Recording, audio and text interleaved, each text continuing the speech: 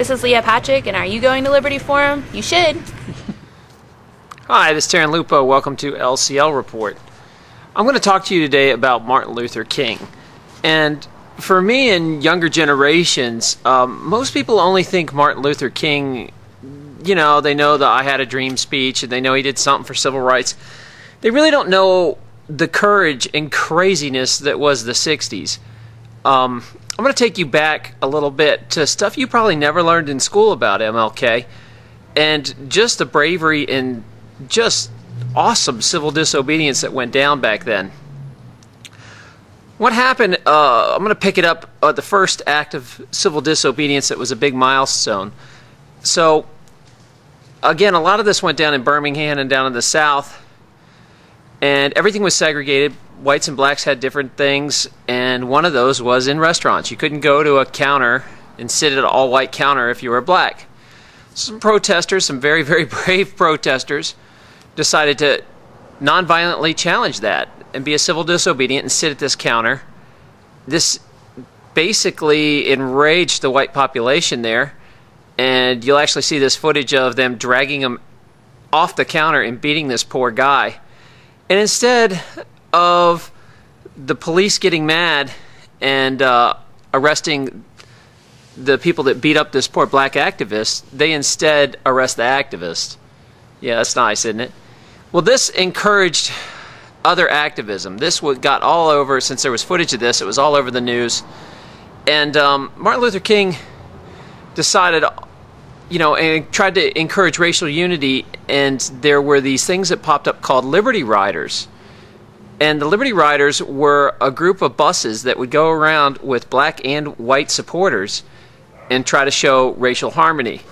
These, in return, were very controversial at the time. People resisted whenever these buses would come through and try to stop the buses, and then eventually it turned to violence where they would attack the buses with fire bombs and blow the buses up. Now, we look at today, and yeah, there's some crazy activism out there, and people definitely get their heads beat in, you know, by batons, but fire bombs, you know, that's a whole different level. So this, again, was taped, and people saw this, and it disgusted the country. And the next big step, which I really want to focus on today, was the Children's March in Birmingham in May 1963. Basically, what would happen in the South is if a black person decided to show up to a rally, they'd lose their job. And most of them work for white people. So they were very fearful and they couldn't protest anything. And the children kind of knew about this. And the political strategy was to get the children to protest. It seems it was very controversial, you know, to have children protest. It was left a bad taste in for some people's mouth. But we got to back this up to why they did this. Martin Luther King was at a demonstration and a protest and finally decided himself he was going to get arrested. And he gets tossed into jail. It was probably some of his best writing, really. He wrote the very famous letters about being in solitary, the letters from Birmingham jail. But when he got out, it was barely a blip on the news, and he felt kind of discouraged about that. So he called his activist friend, who was he was a DJ, actually, of all people. And this guy, who was a DJ, decided to come up with the idea to fill the jails so they couldn't be ignored. Just completely overwhelm the system by just putting hundreds and hundreds and hundreds of people in the jail cells of Birmingham. So they organized this secretly in the churches, mainly are the way this word gets out. And then the DJ gives a special code on the radio saying that, okay, this day in May, we're going to do this. And at first, the announcement goes out, everybody knows the day's going to happen, and the kids are kind of scared. And some of them have the courage and step out and actually just leave class. The teachers, you know, the black teachers also know about this, so they turn their backs and the kids all run out of class like, you know, like the teacher had no control over it, right? And they're climbing out the windows and they're going, and they finally get to a church. So all the kids start gathering in this church, and the cops know about it. They're sitting outside the church and they're ready. And they don't realize how many kids are in this church. And they start sending these waves of kids out, 50 at a time, and they're just peacefully getting arrested. They're walking up. They were getting arrested for protesting without a permit, right? They get arrested, and they're just jamming these paddy wagons full of kids, and it's all nonviolent. And the cops are kind of puzzled because none of these kids are scared. They're laughing, they're having a good time, and they're enjoying getting arrested. And then the church would send out another 50, and another 50, and another 50. And the cops were trying to figure out how all these people were fitting in the church, and they were loading. People were coming in, sneaking in the back of the church, and they were just sending waves out. So it just never stopped. By the end of the day, they had almost 1,000 kids arrested. Now, these were young kids, and they all lied about, every time they were asked, all of them said they were under 15, so they wouldn't, for some reason, then they don't send you to the adult prisons. So they just flooded it, and the cops had a complete breakdown, didn't know what to do with it. Then the next day, the word got out, and a lot of these same criminals were released, and they, again, marched in front of the cops. But the second day, there was a lot more protesters, and the cops upped the game. They brought out the water hoses and started just knocking people off their feet and blowing them down the street.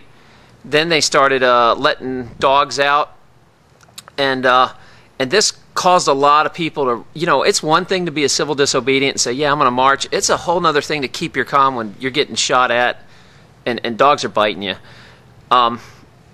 So there were some violence problems. I think some of the protesters threw bricks back at them when they opened up on them.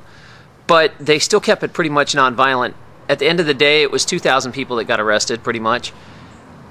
And then that was all over the news, that the cops opened up and blasted little, 10-year-old kids down the street with fire hoses and set dogs on them. And so what eventually happened was day after day, hundreds more would arrive. And it was so overwhelming and stepping up the odds that there was a complete breakdown. The cops couldn't control it anymore, and they basically were having really problems. They couldn't arrest anyone at this point because it was so overwhelming.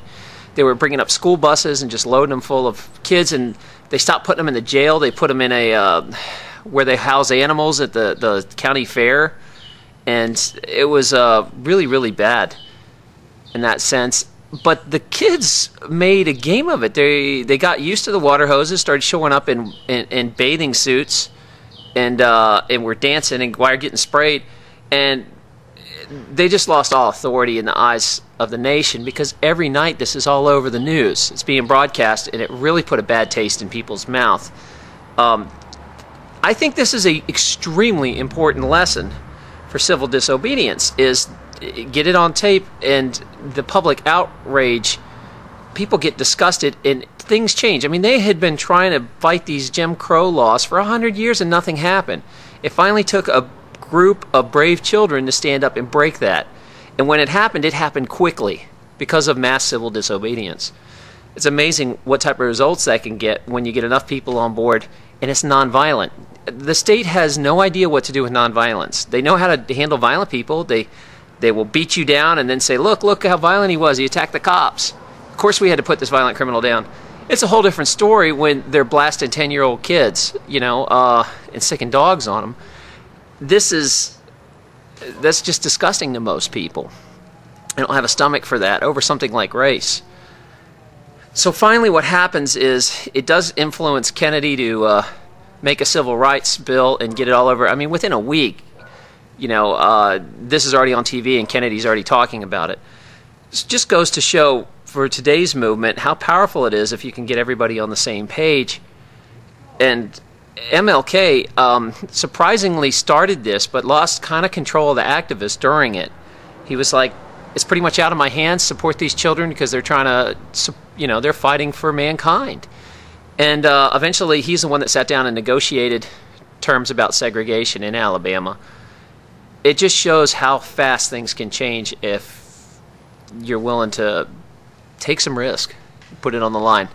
So that is a brief history of MLK Day and why I'm a big fan of Martin Luther King. And I think a lot of stuff that's been forgotten in the past. So hopefully you learned a little bit today. Feel free to share it.